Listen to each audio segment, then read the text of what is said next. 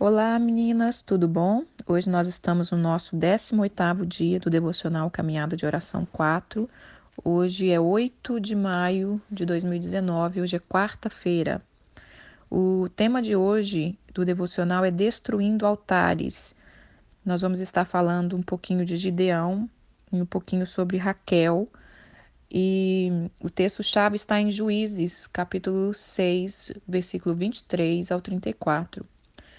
Então, irmãs, ontem nós estávamos falando, né, sobre a gente sondar o nosso coração, sondar o nosso templo, né? O nosso corpo é templo do Espírito Santo. E Deus tinha mostrado ali para Ezequiel que havia idolatria dentro do templo. E eu foquei bem na parte que Deus mostrou para Ezequiel mulheres chorando, né? Ali aos pés daquele ídolo chamado Tamuz. Também falava-se sobre essa imagem do ciúme que estava dentro do templo do Senhor, para provocar o ciúme do Senhor. E nós vamos continuar hoje, né, nesse mesmo tema, que é sério, que é assim, muito vasto, né, para a gente cavar, sai muita coisa que a gente precisa aprender. Mas nessa continuação, eu lembrei de dois personagens e eu queria compartilhar um pouquinho. Um deles é Gideão, e então vamos ler lá, Juízes, o capítulo 6, o versículo 25 ao 34. O contexto da história de Gideão, porque em Juízes naquela época estava sem rei em Israel, então Deus levantava alguns homens, né? Levantou Débora e nesse capítulo ele levanta Gideão. No capítulo 6, o Senhor fala com Gideão, no capítulo 6, versículo 12, o Senhor fala assim com Gideão. O anjo apareceu para ele e falou: O Senhor é contigo, homem valente. O povo daquela época estava passando ali muita dificuldade, porque os midianitas estavam vindo e roubando toda a colheita do povo de Israel. O povo de Israel estava vivendo com medo e sempre ameaçado, né?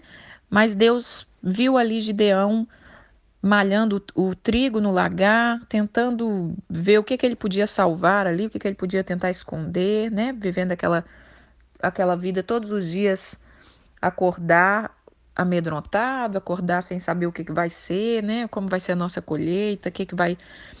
Mais uma vez o inimigo vai nos oprimir, mais uma vez o inimigo vai nos roubar, mas o Senhor olha para o coração de Gideão e o Senhor está sempre procurando homens valentes, homens que queiram ser parceiro dele em transformar vidas, em mudar histórias. Como eu falei ontem em Ezequiel, o anjo tocou e protegeu aqueles que gemiam e que intercediam e que oravam contra aquela idolatria, né? Aqueles que enxergavam a, a miséria que o povo estava, o que o povo estava fazendo ali contra o nosso Deus. Então Gideão foi escolhido para trazer livramento. E, e ele, lógico que ele, né, ficou se sentindo pequeno e ele disse no versículo 15: Ai, meu Senhor, como que eu vou livrar Israel? A minha família é a mais pobre de Manassés e eu sou o menor da casa de meu pai. Mas ele aceita ali o chamado e ele prepara aqui no versículo 24 fala, no versículo 23 fala assim: Porém o Senhor lhe disse, paz seja contigo, não temas, você não vai morrer, né? Porque ele se assustou em ver a presença do Senhor. E aí ele fala, e aí Gideão edificou um altar para o Senhor ali depois daquela conversa, daquele chamado. Ele edifica um altar ao Senhor. O Senhor é a paz. E ele chamou aquele altar de O Senhor é a paz. E ainda até o dia de hoje está esse altar lá em Ofra dos Abiezritas.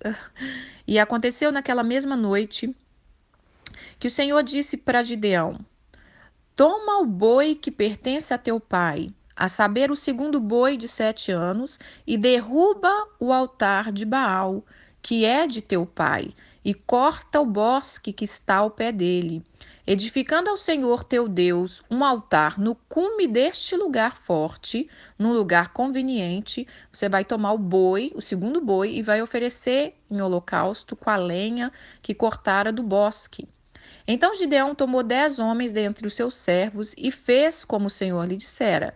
E de seu pai e os seus homens daquela cidade não o fez de dia, mas fez de noite.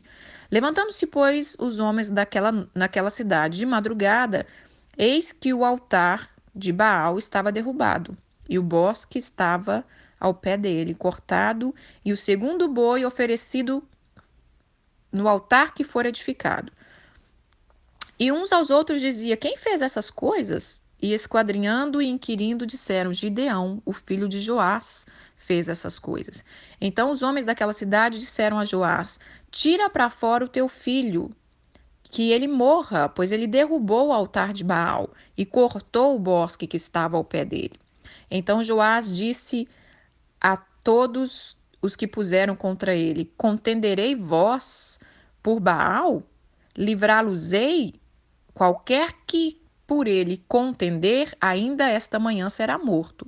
Se ele é Deus, por si só que se defenda, pois derrubaram foi o seu altar. Por isso, naquele dia, chamaram Gideão de Jerubal, dizendo: Baal contenda contra ele, pois derribou o seu altar.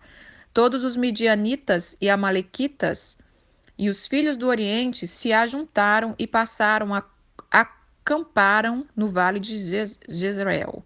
Então o Espírito do Senhor revestiu Gideão, o qual tocou a buzina, e as Abiezritas se ajuntaram após ele. Então, irmãs, aqui está contando que depois que ele foi chamado ali, que ele aceitou o chamado do Senhor, ele fez um altar pessoal para Deus, no versículo 24. Ele edifica ali um altar para o Senhor e ele disse que aquele altar chamava O Senhor é a Paz. Só que Deus continua falando com ele. Olha, eu não quero só te chamar para ser libertador, para ser um pioneiro que vai ajudar o seu povo, que vai mudar a história desse povo que está sendo oprimido, cativo. Eu quero também que você derrube um altar. Mas o altar era de quem? Do pai dele, né? Coisas dali da família dele. Então você imagina, quando Deus sauda Gideão, ele disse: o Senhor é contigo, homem valente. Ali ele começa já a ter que exercer a valentia dele. A nossa valentia, a nossa força, né? Deus disse para Josué também: ser forte e corajoso. A nossa força e a nossa valentia, ela muitas vezes, ela não está só no agir por fora daquilo que nós damos conta, naquilo da nossa força física, mas ela está naquilo que nós temos fé o suficiente para dar passos de fazer coisas que o Senhor nos manda, especialmente destruindo os altares. Hoje nós vamos estar falando disso, destruir altares, retirar ídolos escondidos, aquilo que Deus mostrou no nosso coração ontem, aquilo que despertou, aquilo que fez a gente pensar um pouquinho: será se eu tenho algum ídolo no meu coração? Será se eu realmente não estou adorando o Senhor 100%? Será se tem algo que eu deixo ali guardadinho, sem mexer muito, mas aquilo me impede de ser do Senhor 100%? Então, Deus fala isso para Gideão: você vai precisar destruir um altar, e esse altar é do seu pai. Então você imagina que ali ele precisou se encher de força e de coragem, né? Porque ele poderia ser morto, e o que ele ia enfrentar com seu próprio pai? Mas ele obedece, e Deus fala: pega 2 bois do seu pai. E aí um dos bois você vai oferecer em sacrifício para Deus, porque toda vez que nós destruímos um altar, a proposta é levantar um altar no lugar, né? É aquilo que eu falei também ontem. Nosso Deus é que precisa estar no centro da nossa vida. Ele precisa estar no trono. Ele é o único. Então ele destrói esse altar derruba esse altar de Baal, que era ali adorado pelo povo de Israel há muitos anos, né? Por aqueles idólatras. E ele faz isso à noite, e quando os homens acordam e vê aquilo, eles começam aquele burburinho. Quem fez isso? E aí, né, já descobriram, e vai até o pai de Gideão para que o pai fizesse alguma coisa. E eles achavam que, como o pai dele era um idólatra, ele vai ficar do lado do Deus dele, não do filho dele. Só que aqui entra algo que eu quero falar. Muitas vezes, os que são dos nossos e às vezes está cego pela idolatria, precisa de um libertador. Então, Deus, quando ele nos liberta, ele não nos liberta só para a gente ser livre. Quando Deus nos cura, ele não nos cura só para nós. Né? Quando Deus faz algo na nossa vida, ele sempre está visando usar a nossa vida para o outro. Então, como Gideão teve um encontro ali com Deus e viu o Senhor, né? Teve até medo de ser morto, quando ele disse, quando o anjo disse para ele: paz seja contigo, fica tranquilo, você não vai morrer, porque você me viu aqui e viu o fogo do Senhor consumir o seu sacrifício. E ele levanta um altar, ali ele começa a caminhar com Deus. Eu vou caminhar com o Senhor, eu vou cumprir o propósito do Senhor, eu vou dizer sim ao chamado do Senhor. Quando ele liberta, quando ele derruba o altar de Baal, ele liberta o pai dele. Então, muitas vezes, irmãs, muitas vezes não, acho que sempre, Deus nos chamou para nos libertar e para libertar os outros. Tem muitos na nossa família que precisam ser libertos. Mas só que a gente não vai conseguir libertar eles fingindo que a gente não está vendo a idolatria. Ou fazendo o que eu falei ontem. Muitas vezes nós estamos colocando pessoas como ídolos no nosso coração. Pessoas que às vezes estão caminhando longe do Senhor.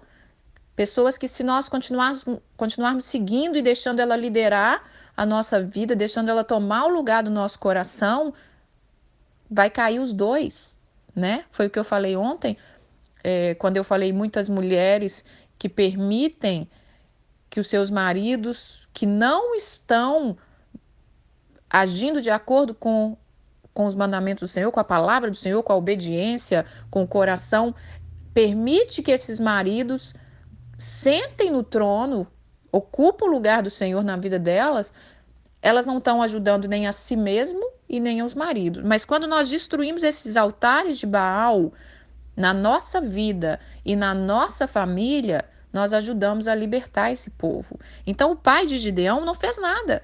O pai de Gideão é como se ele pensasse assim, essa é a minha interpretação, tá, irmãs?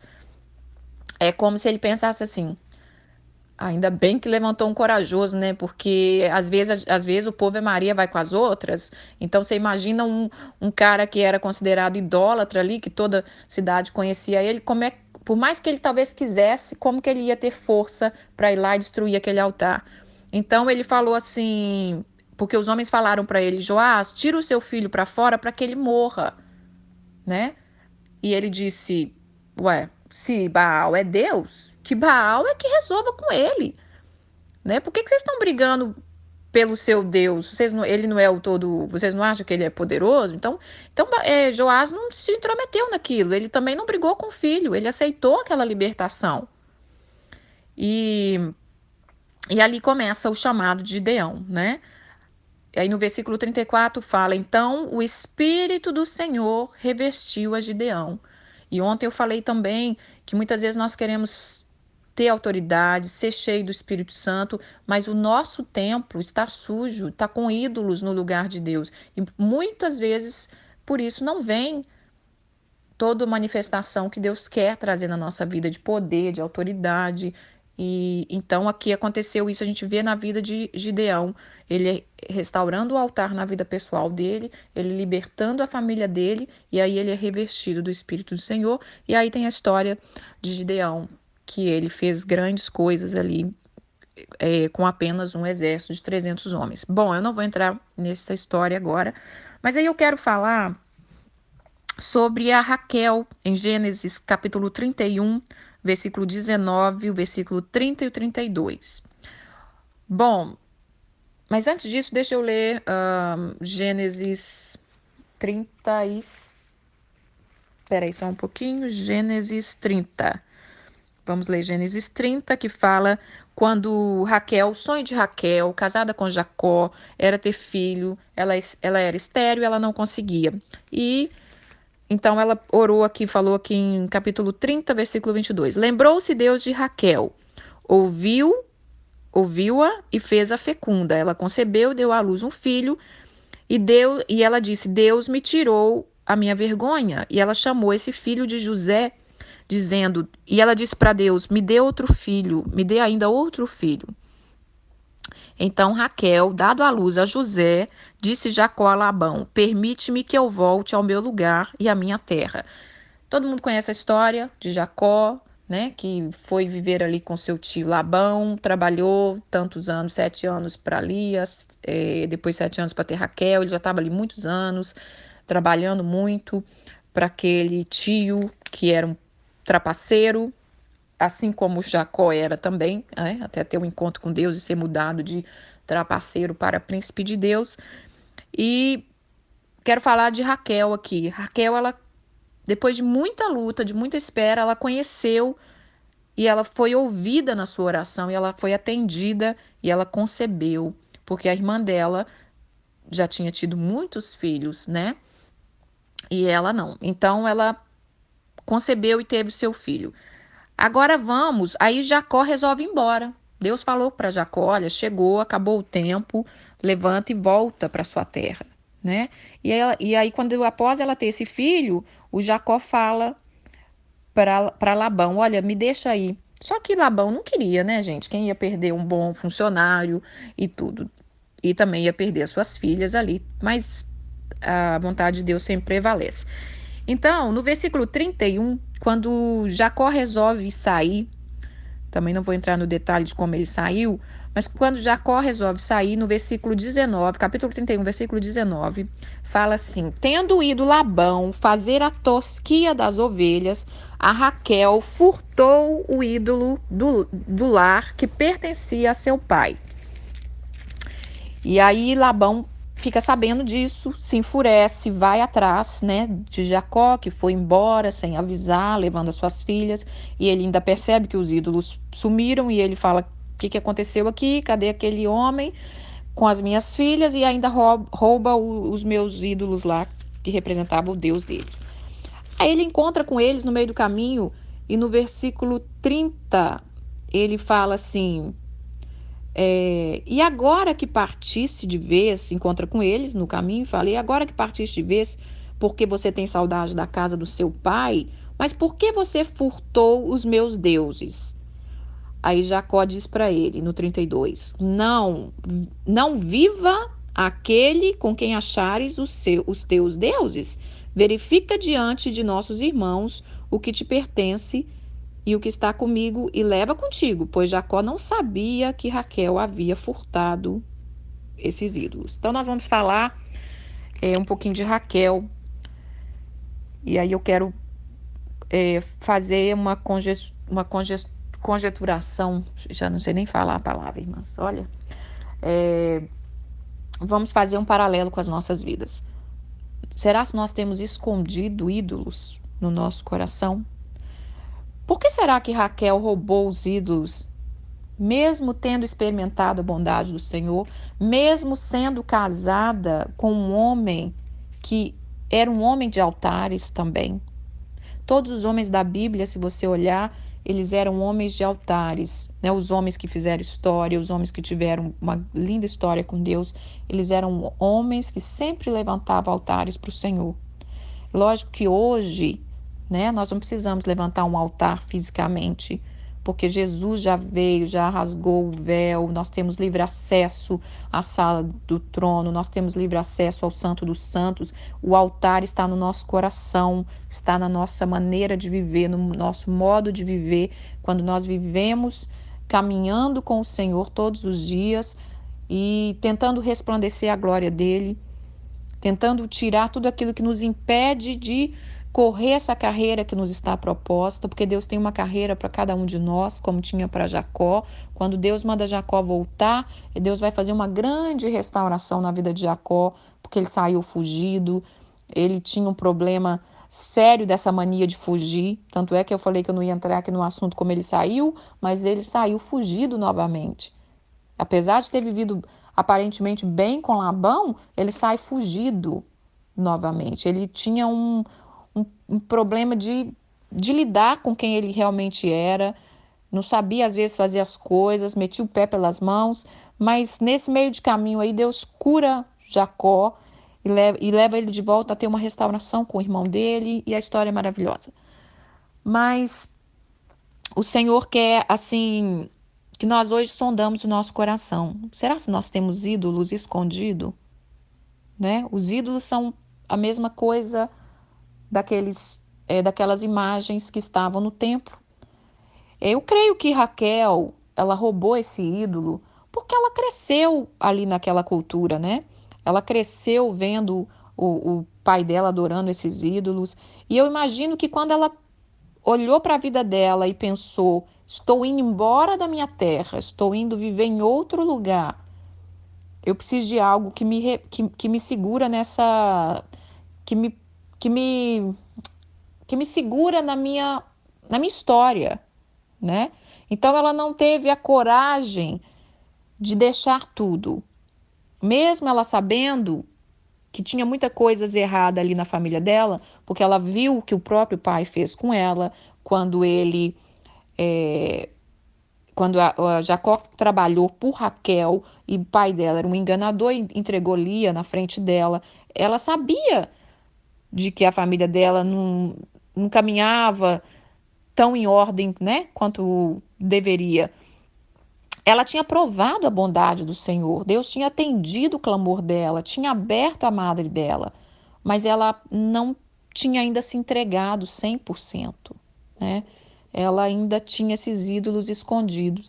Mas quando o pai vem ali naquele momento e confronta, e Jacó fica irado, porque Jacó imaginou: não foi ninguém dos meus.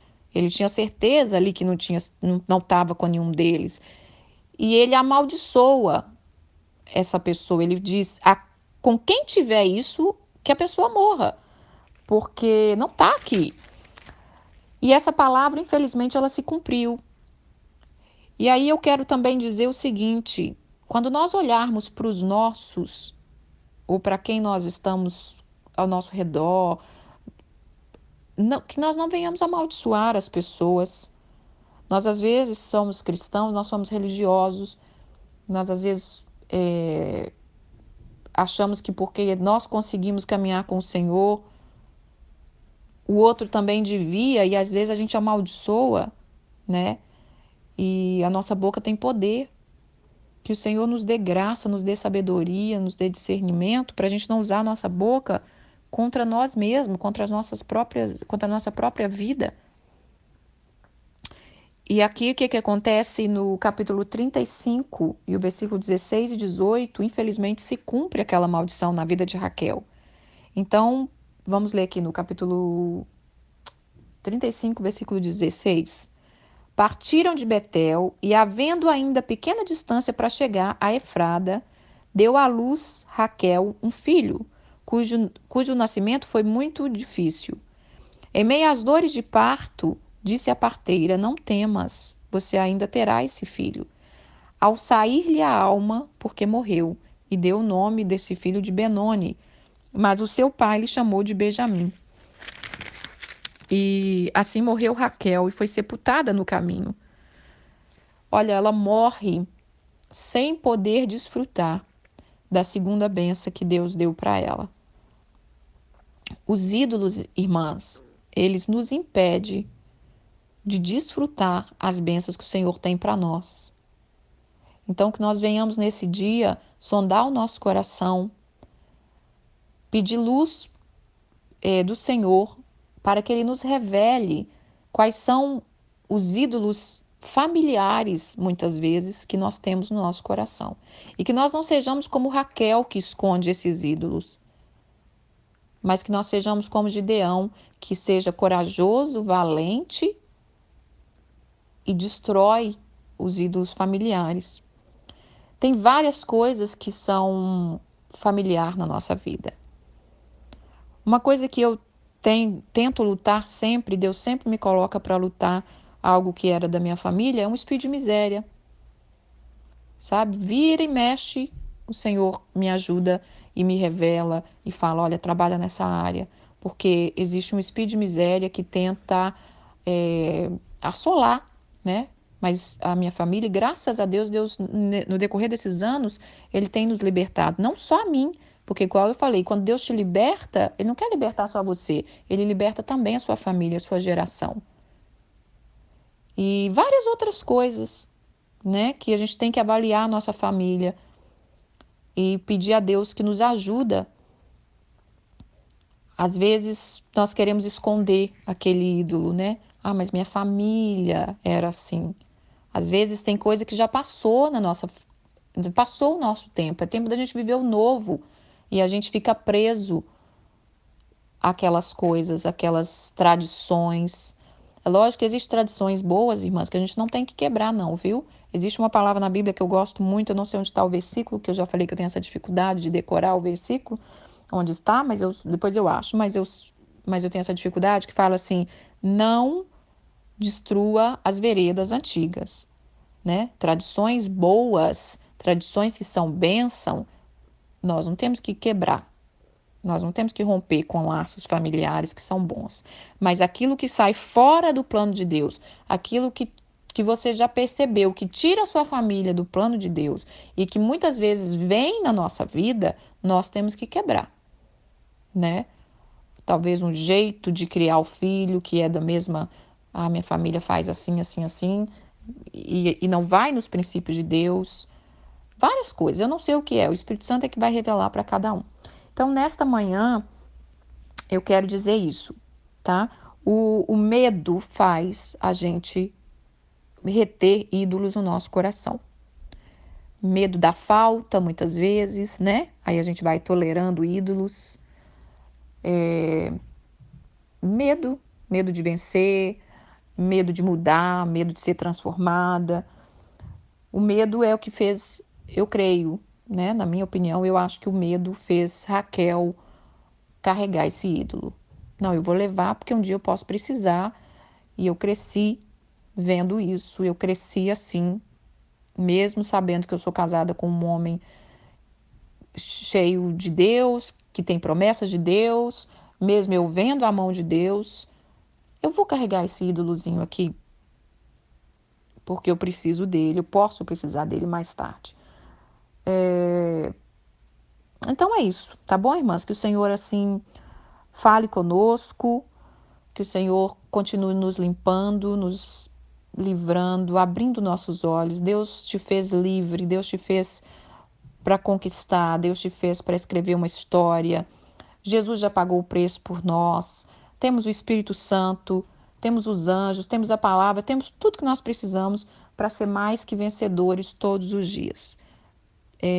Vou deixar uma canção aqui para a gente adorar o Senhor com ela, porque nesses dias que nós estamos falando de ídolos, o mais importante é focar em levantar um altar para o Senhor, como nós temos feito na caminhada de oração. São 52 dias levantando altares para o Senhor. Cada vez que nós rompemos numa coisinha, cada vez que nós transformamos um pouquinho a nossa vida, cada vez que nós abrimos para algo na nossa vida, nós estamos levantando altares de adoração para o Senhor, nós estamos dando lugar de primazia para o nosso Deus. Então, o mais importante é focar em construir altares, né? A gente não tem que ficar também levando para o extremo de ficar procurando coisa que a gente quer retirar, mas sim foca em construir altar, como Gideão fez, quando ele falou, vamos construir um altar para o Senhor, fica aqui. Quando ele viu o anjo, ele falou, fica aqui, não sai daqui, eu vou trazer umas ofertas, eu vou edificar um altar. Quando ele preocupou com isso, aí Deus mostrou para ele os altares o altar do pai dele que ele tinha que destruir. Então vamos focar em edificar um altar, tá bom? Um beijo, fiquem com Deus, até amanhã.